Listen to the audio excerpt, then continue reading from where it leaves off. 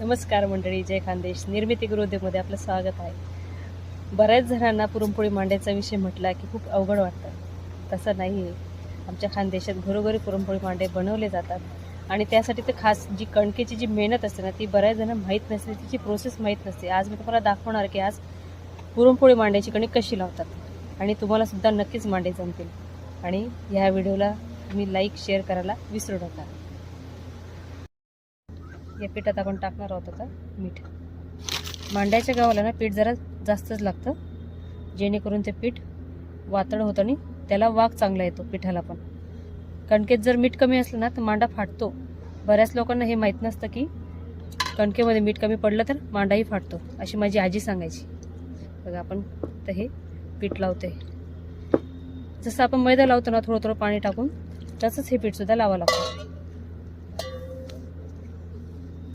काही जणांना हे पीठ असं निब्बर लागतं तर काहींना असं मऊ लुसलुशीत थोडी पातळ कणिक लागते। पण मांड्याची जर कणिक जर तुम्ही बघितली ना तर पीठ जरा पातळच असतं, ते पीठ असं घट्टसर नसतं। कारण की मांडा हातावर घेतला ना की तो पटकन असा फिरला पाहिजे, त्यामागचं ते कारण असतं की मांड्याची कणिक ही सैल असते जरा।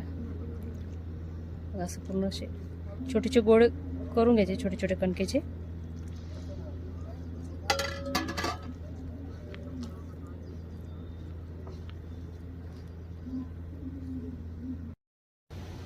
हे बघा, बघू शकता तुम्ही मांड्याची कणिक आपली बघा कशी झाली। बघा हे परातीला सुद्धा ती कणिक अशी चिटकत नाहीये।